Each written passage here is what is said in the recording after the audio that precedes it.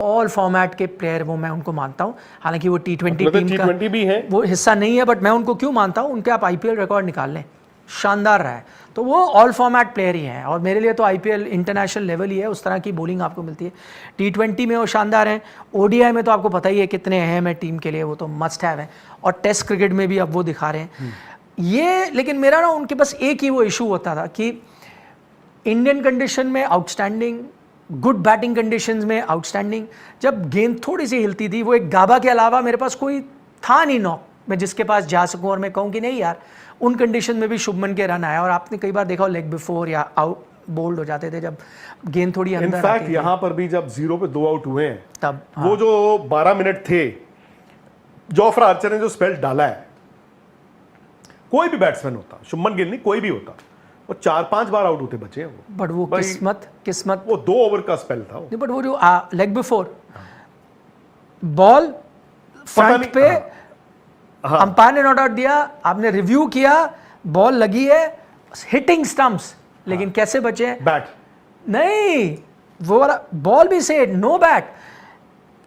Point of impact is umpire's call, ये भी नहीं कि पूरी तरह बाहर, point of impact is umpire नहीं था, लेकिन point of impact umpire's call, point of impact, and क्योंकि ऑन फील्ड अंपायर ने नॉट आउट दिया था इसलिए अंपायर्स कॉल पे वो बचे। Can you believe it? ये मतलब luck is part of the game.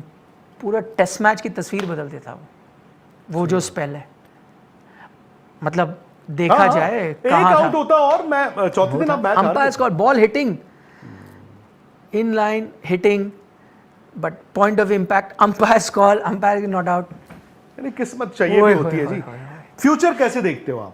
नहीं, मुझे लगता है ये वो नॉक है, ये मैनचेस्टर वाला जो नॉक है ना, ये मैंने अंग्रेजी में कहा था कि क्या coming off edge of Shubman Gill. क्यों? अब लोग कहेंगे कि यार 35 टेस्ट मैच खेल गए यार, कमिंग ऑफ एज तो कहते हो ना जब बॉय मैन बनता है, 35 टेस्ट मैच को आप कहते हो कमिंग ऑफ एज। अब मुझे याद आता है संजय मांजरेकर का, मुझे लगता था मेरे पूरा चाइल्डहुड बीता है देखते हुए उनको खेलते हुए, आप देखो तो है 37 टेस्ट, तो 35 तो यार पूरा करियर निकल जाता था बैटर्स का। लेकिन फिर भी मैं क्यों कहता हूँ कमिंग ऑफ एज, क्योंकि वो एक नॉक थी जहाँ दबाव था, 0 for 2 पे आप आते हो, थोड़ा अनइवन बाउंस था, चोटें लगी हैं, हाथ पे लगी है, वो हेलमेट पे लगी है, प्रेशर को किया। अच्छा, एक और बड़ा सवाल था कि यार सबने ये कह दिया था कि नहीं यार वो जो आपने लड़ाई जो पंगे लिए ना, आपकी बैटिंग पे असर डाल गया, अब आपसे रन नहीं आएंगे। पर देखो ना, उन्होंने अगले टेस्ट मैच में रन बना के आपको प्रूव किया कि ठीक है मैं आउट एंड आउट अग्रेसिव ना हूं, बट मैं सोक कर लेता हूं प्रेशर। नहीं, बट अच्छी बात क्या की, अगर आप इस पारी में देखें वो कूल माइंड था। हाँ, मतलब देखो हर इंसान सीखता है वो, बट इतनी जल्दी सीखा। अरे भाई बैटिंग भी विराट कोहली एंड तक सीखते रहे हैं, तेंदुलकर एंड तक सीखते रहे हैं, तो आपका सीखने का तो ठीक है।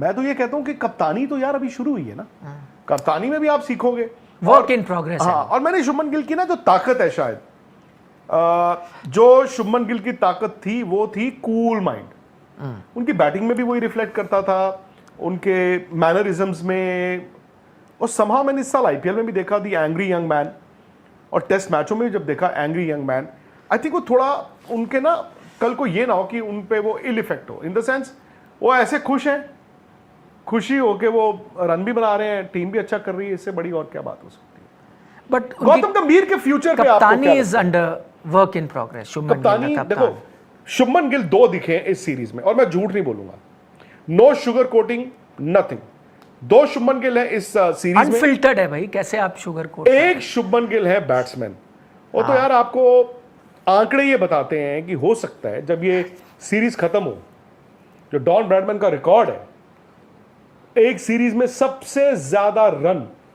हो सकता है वो तोड़ दे। उनकी बैटिंग में भी वही रिफ्लेक्ट करता था, उनके मैनरिज्म्स में, और समहाउ मैंने इस साल आईपीएल में भी देखा दी एंग्री यंग मैन, और टेस्ट मैचों में जब देखा angry young man, I think वो थोड़ा उनके ना कल को ये ना हो कि उन पे वो इल इफेक्ट हो, इन द सेंस वो ऐसे खुश हैं, खुशी हो के वो रन भी बना रहे हैं, टीम भी अच्छा कर रही है, इससे बड़ी और क्या बात हो सकती है।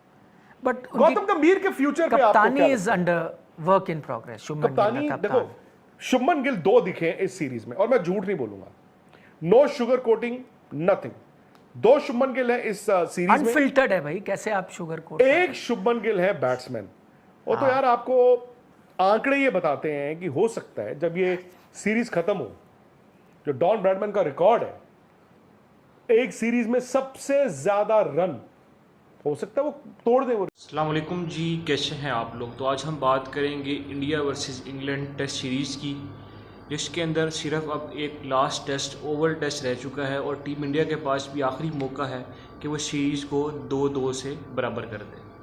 क्योंकि जिस तरह से लास्ट मैच खेला गया उसमें टीम इंडिया ने जो मैच को ड्रॉ किया मैनचेस्टर के अंदर, तो वो नहायत ही काबिल रश्क था। वो टीम जो फुल नीचे लगी होती है और एक दहाने पर ऐसे लग रहा होता है कि ये आसानी से मैच हार जाएंगे, लेकिन उसके बाद रविंद्र जडेजा, केएल राहुल, शुभमन गिल और वाशिंगटन सुंदर ऐसा खेल पेश करते हैं कि भाई कमाल। और शुभमन गिल जो इंडिया के यंग कैप्टन हैं इस सीरीज़ के अंदर, भाई वो भी खूब उभरे हैं। उनके इस सीरीज़ के अंदर 700 रन हो चुके हैं और अगर वो लास्ट टेस्ट मैच के अंदर कोई अच्छा रन बना देते हैं तो वो डॉन ब्रैडमैन जो हैं उनका रिकॉर्ड तोड़ देंगे और वो एक सीरीज़ के अंदर सबसे ज़्यादा रन बनाने वाले एशिया और आईसीसी मतलब के पूरे इंटरनेशनल क्रिकेट के सबसे बड़े बैट्समैन बन जाएंगे। शुभमन गिल ने जब सीरीज़ का आगाज़ किया तो उन्होंने मतलब कि बहुत ही कमाल बैटिंग की, एक डबल सेंचुरी भी लगाई, उसके बाद मतलब उन्होंने शतक भी लगाए। तीसरा एक उनका मैच जो थोड़ा सा अच्छा नहीं गया, जो अगर वो वहाँ पर भी थोड़ा सा अच्छा कर लेते लंदन के अंदर तो कमाल हो जाता। लेकिन चलो कोई बात नहीं, शुभमन गिल आप इंडिया के यंग कैप्टन हैं, आप पर मैं प्राउड है। शुभमन गिल और गौतम गंभीर के दरमियान विवाद की भी काफ़ी सारी बातें आती रही, लेकिन उसको हमने साइड पे ही रखा क्योंकि शुभमन गिल ने जिस तरह से कूल एंड काम कैप्टनसी की, अभी वो कैप्टनसी के अंदर मज़ीद चीज़ें सीखेंगे। इस तरह से एक मेच्योर कैप्टन होता है एग्रेशन के साथ साथ। जब जैक क्रोली और शुभमन गिल की वो फाइट हुई थी तो उसके बाद मतलब कि शुभमन गिल जो थे कुछ नहीं कर पाए थे, मतलब कि उन्होंने उसको अपने चीज़ को माइंड में इतना ले लिया कि जिसकी वजह से उनकी फॉर्म लगी हुई थी इतनी अच्छी, वो भी सारी डाउन हो गई। उसके बाद क्या था कि भाई शुभमन गिल ने अपने आप को मैनचेस्टर टेस्ट मैच के अंदर लास्ट इनिंग पर जहाँ पर टीम को उनकी ज़रूरत थी वहाँ पर वो उन्होंने स्टैंड लिया और कमाल बैटिंग की। अब जो 5वां टेस्ट मैच ओवल के अंदर खेला जाएगा उसके अंदर इंग्लैंड ने भी अपनी प्लेइंग 11 में कुछ चेंजेस किए हैं। हो सकता है इंडिया की प्लेइंग 11 में भी कुछ चेंजेस हो, जसप्रीत बुमराह को शायद रेस्ट दिया जाए क्योंकि जसप्रीत बुमराह लगातार ये दूसरा टेस्ट मैच खेल रहे हैं। उन्होंने सीरीज के अंदर 3 टेस्ट मैच खेल लिए हैं, अपनी वो लिमिट पूरी कर चुके हैं। लेकिन अब इंडिया को डू एंड डाई सिचुएशन है, हो सकता है कि जसप्रीत बुमराह कहेंगे नहीं यार मैं अपनी टीम के लिए खेलूँगा, मतलब इस तरह से। लेकिन जो है ना स्पोर्ट्स स्टाफ शायद उनको इजाज़त ना दे क्योंकि इंडिया आगे एशिया कप भी आ रहा है, उसके बाद फिर 24 का वर्ल्ड कप, 25 का वर्ल्ड कप भी आना है, 26 का। तो इंडिया चाहेगा कि भाई वो जसप्रीत बुमराह को ऐसे लूज़ ना करे, जसप्रीत बुमराह को लंबा लेकर चलना चाहते हैं। तो अगर आपको हमारी वीडियो अच्छी लगी है तो हमारे चैनल को सब्सक्राइब करें, लाइक करें और अपने दोस्तों के साथ शेयर करें ताकि हमारी हर आने वाली लेटेस्ट वीडियो आप तक पहुंच सके। बाकी फिर हम आपसे मिलते हैं नेक्स्ट वीडियो के अंदर। उस वक्त तक अपना और अपने प्यारों का बहुत सारा ख्याल रखिएगा और हमें दीजिएगा इजाज़त। अल्लाह निगहबान।